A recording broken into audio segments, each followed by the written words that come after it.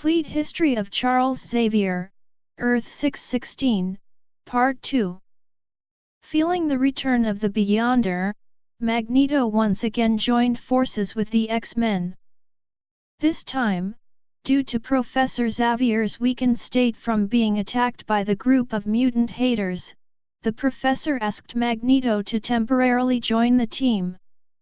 After stopping a scheme of Loki's, Magneto went on trial in front of the World Court, and was attacked by Fenris, Andreas, and Andrea von Strucker, the children of Baron von Strucker. Professor Xavier suffered physical injuries and psychic strains that left him on the brink of death and asked Magneto to become his successor as headmaster of the Xavier School for Gifted Youngsters and as mentor of the New Mutants. Lilandra and the Starjammers returned and took Professor Xavier into outer space, where they used Shi'ar technology to restore him to health, but due to damage sustained by their ship, were not able to return him. While on the run from the Shi'ar, Professor Xavier was reunited with Illyana. Illyana had been attacked by the Magus, lost her teammates, and battled all the demons of Limbo, who had been infected with the transmode virus. Professor Xavier was Illyana's last thought, and she was sent to the planet that he was on with the Starjammers and, with the Professor, Lilandra, and Binary, she returned to Limbo. After defeating Seem, they gathered all of her teammates throughout time and space and returned to the planet that the Professor was on with the Starjammers, and Cypher and Warlock rewrote the Magus DNA, effectively reducing him to infancy. During this time, Professor Xavier scanned his students for current affairs and learned of the Marauders, the loss of Nightcrawler, Colossus, and Shadowcat, and the fact that his original students were the mutant hunting team of X-Factor. Professor X, initially, decided to return, but later decided to stay on and continue to aid the Starjammers, who he believed he owed his life to, and used karma to mentally control Illyana into sending the New Mutants back home. After an extended sojourn in space with the Starjammers, Xavier finally returned to Earth. Both the original and second teams of X-Men reassembled under his leadership, along with new recruits like Gambit and Jubilee. Xavier led the X-Men against the Shadow King, only to have his spine broken in the astral plane battling his son, leaving him crippled and confined to a wheelchair once more. While holding a mutant rights speech, Xavier was nearly assassinated by Streif, being infected with a fatal techno-organic virus, but was saved by none other than Apocalypse. As a temporary side effect, he gained full use of his legs and devoted his precious time to the youngest recruit on his team, Jubilee. Since the X-Men were all now highly trained adults, Xavier renamed the school in his mansion the Xavier Institute for Higher Learning. He took control of a private school, the Massachusetts Academy, and made it the new school for gifted youngsters, where yet another new class of young mutants, Generation X, was taught. In a battle with Magneto, Xavier lost his temper over his old friend ripping the adamantium from Wolverine's body and used his mental powers to shut down Magneto's conscious mind by transferring it into his own. In the process, Xavier's mind was inadvertently infected by the evil within Magneto's psyche. The result was that the dark sides of Magneto's and Xavier's minds combined and physically manifested themselves as the nearly invincible entity called Onslaught, who usurped Xavier's psionic powers. America's greatest superheroes narrowly defeated Onslaught, who appeared to perish. However, to ensure that Xavier never again spawned a being like Onslaught, Dr. Valerie Cooper of the United States government took him into custody. Although Xavier was willing to serve as a prisoner of the United States government, he was appalled when it turned him over to the custody of Bastion, head of the anti-mutant Operation Zero Tolerance. Xavier was eventually freed and found by Cerebro. He briefly led the Brotherhood during this time. He then left Earth to train a group of mutant Skrulls called Cotter K. When Mystique blew up Moira MacTaggart's laboratory complex, fatally wounding her, Charles went to the astral plane to meet with her and retrieve information on the cure to the legacy virus, but after gathering the information he did not want to leave her alone. If not for Jean pulling him back, the professor would have died with his first love, who stated she had no regrets. After the legacy virus was cured, Magneto assembled an army on Genosha. Xavier went to try and dissuade him, but it took an interim X-Men team to stop Magneto, who had crucified Xavier in Magda Square, and former lover and disenchanted acolyte Amelia Vought to free him. Xavier regathered his X-Men as a public team and created the X-Corp in light of the incidents with Cassandra Nova Xavier, his evil twin. She had revealed his mutation to the world, something he needed to do but did not want to sully his reputation over. In the wake of Cassandra Nova's attack on the Shi'ar, Lilandra had gone insane and tried to assassinate Charles on a trip to the X-Corporation branch in Mumbai. Lilandra, believing that too much disaster had come from the Shi'ar's involvement with the X-Men, annulled her marriage to Xavier. Step-brother Juggernaut defected to the X-Men once Xavier reached out to him while he had nowhere to go. Kane redeemed himself, and the brothers came to understand one another.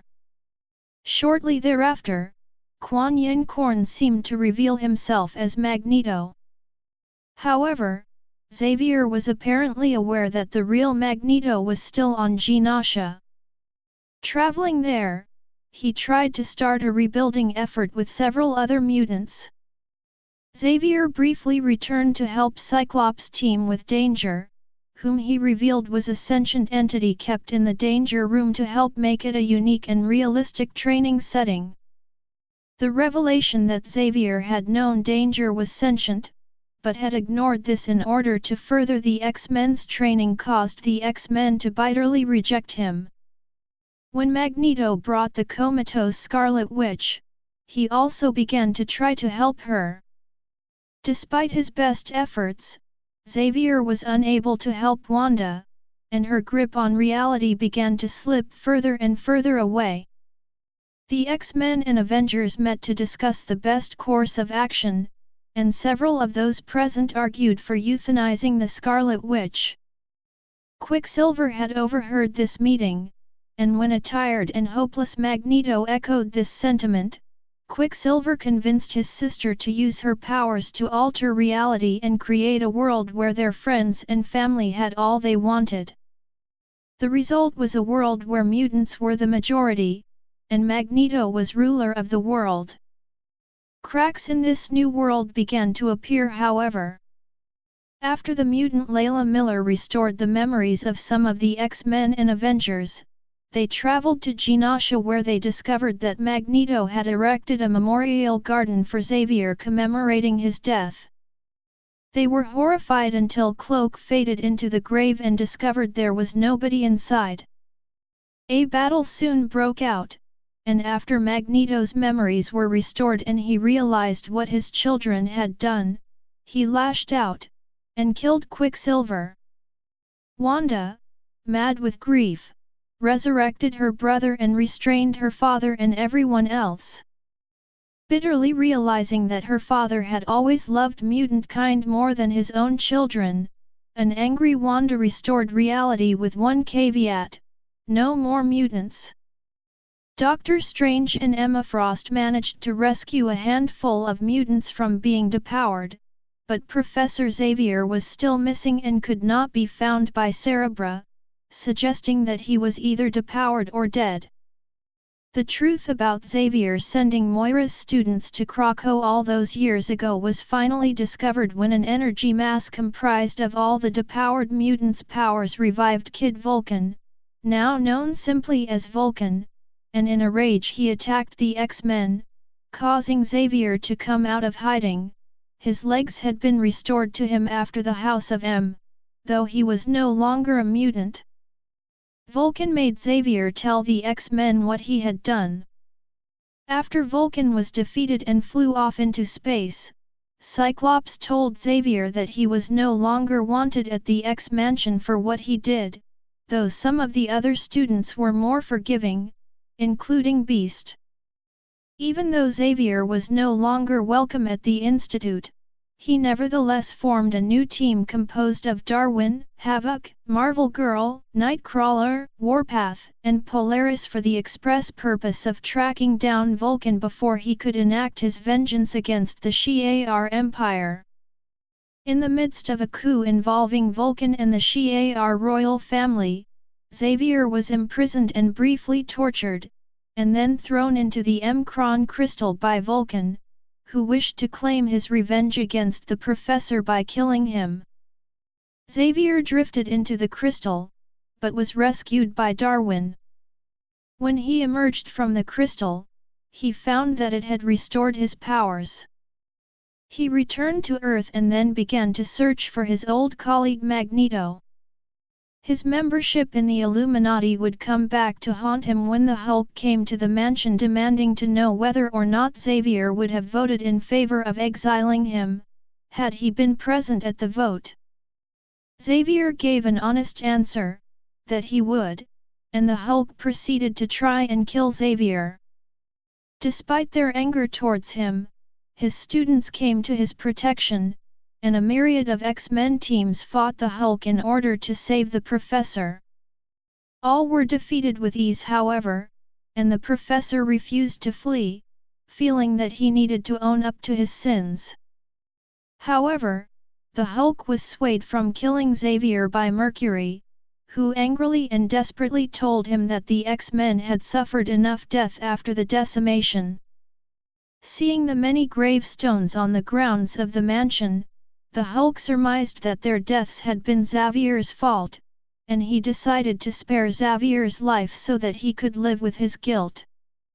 Xavier was also made the steward of the Mind Gem, as part of the Illuminati's attempt to keep the Infinity Gauntlet from falling into the wrong hands. His relationship with the X-Men became even more strained when Professor X tried to get involved with the first New Mutant baby since M-Day, but Cyclops refused his help.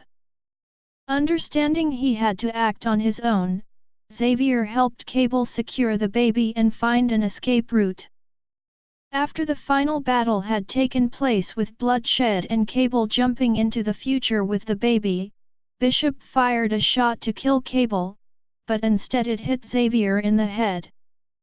Xavier survived the bullet impact due to the intervention of the Brotherhood and Exodus directly, though he suffered lingering damages to his mind and memories, while his telepathic abilities seemed unaffected despite Xavier's limits.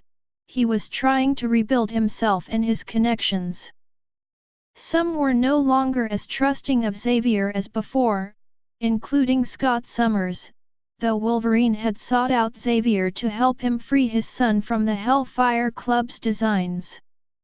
After convincing Exodus to disband the Acolytes, he was approached by Norman Osborn for unknown purposes. Following their encounter, Xavier was taken to H.A.MME.RS West Coast Base, a restructured Alcatraz Island, and slowly stripped of his telepathic powers through the machinations of Dark Beast. Eventually joined by Beast, who had been arrested during a riot, he attempted to convince him that he was the real Xavier in order to warn him. Meanwhile, Osborn recruited Mystique to impersonate Xavier in public 92 during the Dark Avengers' arrival in San Francisco to enforce martial law and squelch the anti-mutant riots occurring in the city. Mystique, posing as Xavier, publicly denounced Cyclops' actions and urged him to turn himself in. Emma Frost managed to detect the real Professor X-92, later helping Emma to enter the Sentry's mind. However, after Emma worked to free the Sentry of the Void's influence, a minute sliver of the entity itself remained in her mind. Xavier quickly told her to remain in her diamond armor state to prevent the Void from gaining access to her psi powers. After Legion regained consciousness from his creation of the Age of X universe, Charles together with a team of X-Men helped him find his lost personalities. After Legion suffered a massive shock to his nervous system, Charles vowed to take care of him and nurse him back to health. Charles was seen on the shores of Utopia with his son in intense pain together with various other psychics as the Phoenix arrived to choose its host, which ended up being 5 X-Men. Later, after the Battle of Wakanda, Charles telepathically contacted Scott Summers to express his severe disappointment in their recent actions and made it clear that unless they ended their madness right away, he would have to take action and use the appropriate actions to bring the X-Men down. After the power of the Phoenix was only distributed between Scott and Emma Frost, Charles aided the Avengers to take them down. His powers managed to nullify Scott's for a small period of time in which the Avengers attacked. Knowing he couldn't defeat the Avengers without the whole Phoenix force, Scott took the final portion from Emma. Xavier attacked again and demanded he stop, but Cyclops finally lost control and somehow killed Xavier before turning into Dark Phoenix. Charles's death caused a mental shock wave that caused Charles's son, David Haller A.K. Legion to lose his control over his powers and birth a new persona that at first took the shape of a yellow goblin-like creature and later the form of Charles Xavier himself. David also made it his mission to uphold his father's legacy. Professor X's spirit was later seen in the Heaven dimension along with Nightcrawler's spirit at the time when Azazel invaded Heaven as part of his will and testament. Xavier left his Infinity Gem to Beast, leading to Beast being inducted into the Illuminati as Charles's replacement. After his death, Charles Xavier's brain was harvested by a clone of the Red Skull, who took Xavier's vast psionic powers for himself. A fragment of Xavier's psyche, which had escaped the scrubbing of his memories, still existed in the Red Skull's mind, preventing him from unleashing the full potential of his powers. Schmidt's Red Onslaught persona emerged once Magneto killed him in Genosha in order to defeat him.